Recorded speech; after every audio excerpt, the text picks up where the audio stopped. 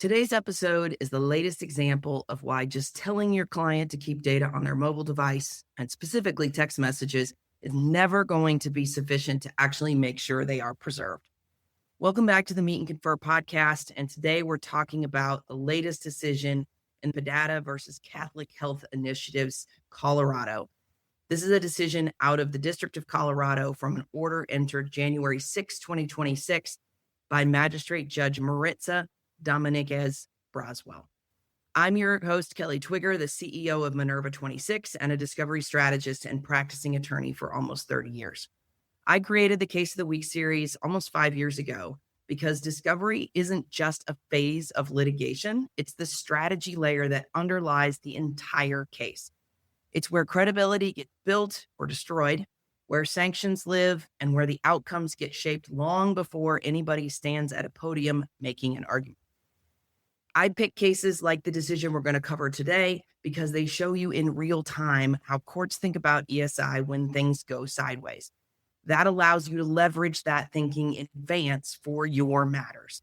Unlike any other area of the law, the case law on discovery issues is evolving daily. Where most sensitive areas maybe see one or two or no decisions a year that might impact how you advise your clients and argue the motions, discovery has seen more than 5,000 decisions annually for the last 4 years. Before we move to this week's decision, let's take a brief pause to talk about mobile discovery. If your case hinges on a custodian's phone, Mode 1 lets you pull only the relevant texts, chats, or photos in a fully remote manner. No kits and no travel. The user clicks a secure link and the data you choose lands in relativity that same day for a flat fee. I've watched it shrink collections from weeks to hours, and it just works. To learn more about how Mode 1 can help you get mobile data faster and more cost effectively, visit mode1.io. Let's dive into this week's decision. All right, what are the facts here?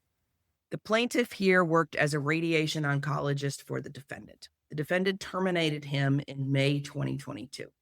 Just over a year later, in July of 2023, the plaintiff brought this suit alleging violations with the American Disabilities Act, the Rehabilitation Act, wrongful discharge, unjust enrichment, and civil conspiracy, and seeking to recover several $1 million in damages. So a whole host of theories, lots of different factual allegations.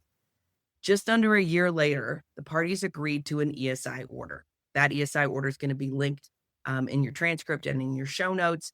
You'll also be able to review it within Minerva 26. That order, which the plaintiff again agreed to, called for the preservation of all text messages from January 1st, 2021 through the date of the ESI order in July of 2024. As always, the timeline is critical in discovery issues. Fast forward to early 2025 when the defendant alleged that plaintiff had not produced all of his text messages with his wife or with his brother, specifically from the critical time period in the case of late 2021 to mid 2022, the time before and immediately after his termination. Initially, the plaintiff didn't object to the defendant's motion, but gave kind of a wishy-washy response along the lines of, I've produced all the text messages and I'm really not sure what else you want from me. However, he did commit to producing responsive text messages again on that motion.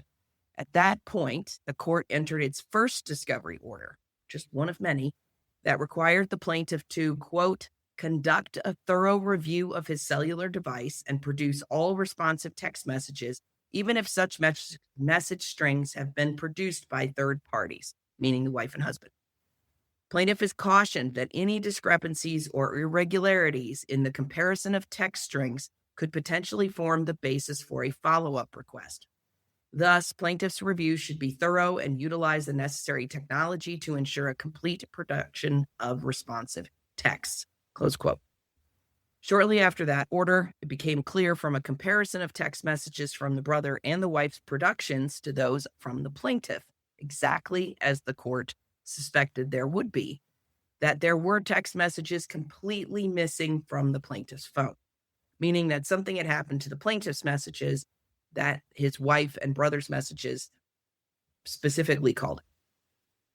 The court then issued a second order following that comparison, requiring the plaintiff to have its vendor explain the gap in messages from the wife's phone, provide options for restoring the information, or confirming that an additional production would be made. But the vendor really had no answers, literally. He told the court he was unable to confirm or deny the possibility or deletion, or even say for certain why the text messages were gone. Yikes. Not exactly what I would want to file with the court. That prompted a third order from Judge Braswell, in which she ordered plaintiff and his experts to directly answer the question whether it was possible that text messages between plaintiff and his brother or plaintiff and his wife had been deleted for the relevant time gaps. The judge also required the expert to state what tools, methods, or processes that the expert had used to draw his conclusion that the text messages were not deleted, if they weren't. And if they were deleted, she wanted him to include what tools could determine that, whether he could figure it out, and whether the deleted messages could be retrieved. Essentially, what the court wanted to know was whether, using existing technology, we can find out whether the texts were deleted, when, and whether they were retrievable. The expert responded to the court saying that it was possible that the text messages were deleted, that it was highly unlikely that a full extraction of the phone would uncover any deleted messages, and that an extraction couldn't be done anyway because the version of iOS on plaintiff's phone didn't support it. The expert also confirmed that plaintiff's phone was set to autosave all messages, meaning if some action had not been taken to delete them, or there wasn't some other technological problem with the phone, they should have still been there.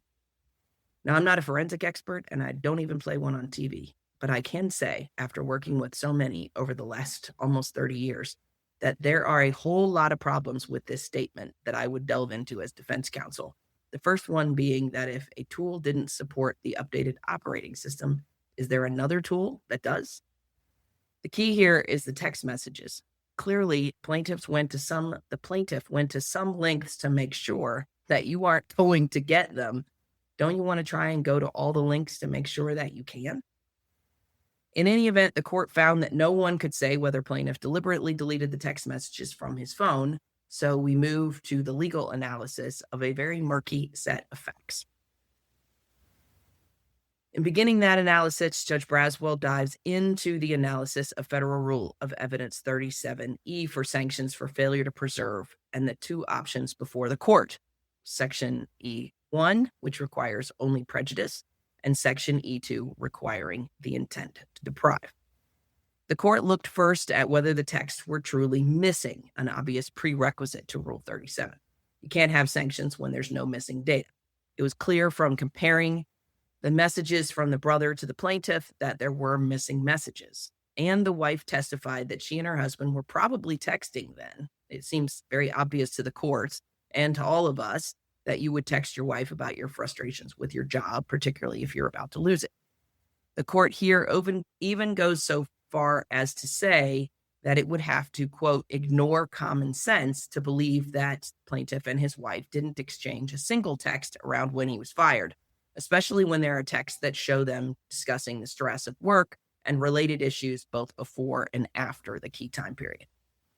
Now, next up under the Rule 37 analysis is whether the duty to preserve had arisen, and that's not really a question here. The court points to multiple facts that suggest the plaintiff was well aware of his obligations, not to mention that the law imposes a duty to preserve and that the parties agreed to an ESI protocol that required preserving all text messages. Next up is the intent to deprive under Section E2, and Judge Braswell looked to the Ninth Circuit's holding in Jones versus Riot Hospital, which we've covered here on Case of the Week in episode 135. The Riot Hospital decision found that circumstantial evidence was sufficient to establish that plaintiff had intentionally destroyed text messages when the plaintiff could not explain why some messages were missing in a given time period. Applying Riot Hospital to the facts of this case, the judge found that the most obvious explanation was that the messages were deleted, and plaintiff acknowledged that as a reasonable conclusion. Then Judge Braswell touched on exactly what occurred to me as I was reading her decision, so I love this part. If the plaintiff had deleted the messages before litigation began and before consulting his attorney because he believed they were irrelevant or just because he did. He could have said so from the very beginning. He could have been upfront about that in the process. But because he was not, and instead the court had to go through multiple motions on the issue, the court took that into account and it weighed against him. No good comes from that, and it certainly didn't here. Having found that the plaintiff communicated with his wife and his brother in texts that were relevant and that he intentionally deleted them, the court then moved to the appropriate sanction. And this is a twist that you're going to want to hear. Judge Braswell doesn't agree that she can't dismiss the case. Rule 37E2 absolutely gives her the authority, but she declines to, instead finding that the exclusion of certain evidence or an adverse inference instruction is likely a sufficient sanction. There's not a lot of detail factually on why she makes that determination, and I wish there was more, quite frankly, for us to be able to evaluate. I've addressed what I consider to be the somewhat toothless nature of both of these sanctions multiple times here on Case of the Week. Both sanctions allow the spoliating party to get all the way to trial before facing any potential consequences. And since less than 1% of cases go to trial, rolling the dice and spoliating the worst of the factual evidence these days isn't a bad bet. The twist here is that Judge Braswell doesn't even enter either of those sanctions, excluding evidence or an adverse inference. Instead, she found that it is the district judge's purview to do so after summary judgment. She also found that the potential for any costs or fees on the sanctions motion was the purview of the district judge. Now, I find that troubling, and here's why. More than 80% of the decisions on the discovery of ESI at the federal level are being made by magistrate judges. I ran that number from our Minerva 26 database of almost 50,000 cases. If litigants are now going to be required to go to the district court to get a full ruling, that is costs and steps, and the impact to the matter is as if there is no spoliation at all, at least as it proceeds. Now think about that. In this given situation, is there an objection that the defendant can file to the magistrate's orders here to send this up to the district court for not entering a sanction? It didn't really look like it to me, but I'm interested to see what happens procedurally in the case. The potential that we are all encouraging bad behavior in ESI because all you'll get is a potential slap on the wrist down the road is tremendous. We already have the problem that courts are unwilling to dismiss claims instead offering adverse inference instructions that only come to pass if the parties go all the way to trial. Now, those are only ordered if done by a district judge here after ruling on summary judgment. I understand the thought process, but my question is this. At what point are we actually going to hold litigants responsible or accountable for preservation of their ESI? This is a case where the plaintiff is suing for millions of dollars and intentionally deleted incriminating text messages. Yet his punishment is to wait for the district judge to decide a sanction after the parties expend tremendous resources and time on summary judgment. If the judge even decides to do that, he may wait for trial. Is that really what the Federal Rules Committee intended with these amendments? That is a conversation I would really love to have. All right, what are our takeaways from this case today? There are several key takeaways in addition to my musings, which I've already given you. First, when you're making arguments on specific issues in discovery about ESI, you're going to have to go outside your jurisdiction to look for case law. This is the one area of the law where judges routinely cite cases from other jurisdictions. I've been saying it for more than a decade now. There is no one jurisdiction that has addressed all of the issues in the discovery of ESI. And they are so factually specific that going beyond your jurisdiction is key. You just have to be able to find the cases that can bear on the situation in front of you, especially as the technology continues to evolve and we continue to see new issues. That's a key part of why we curate all of the discovery decisions in Minerva 26 and tag them all by issue so you can find them fast in cases like this one. Note that Judge Braswell here relied on the Riot Hospital case from the Ninth Circuit. While we're close to the Ninth Circuit here in Colorado, we are actually in the 10th Circuit. So technically, the Riot Hospital case is not precedent.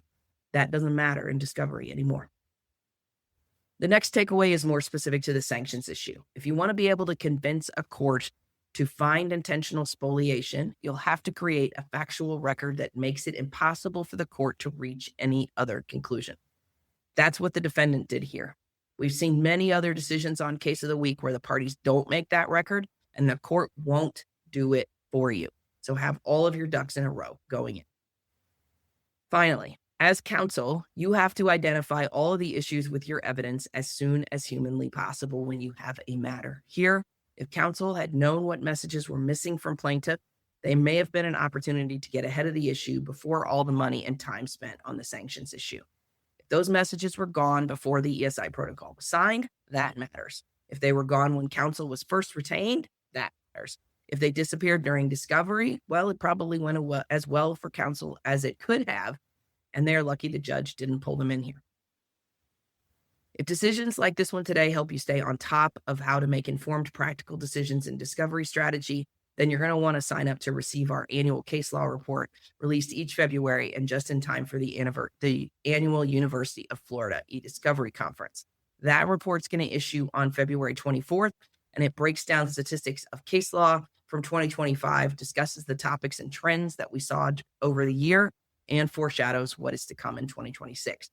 It lines up perfectly with our case law panel that opens the University of Florida conference on February 25th.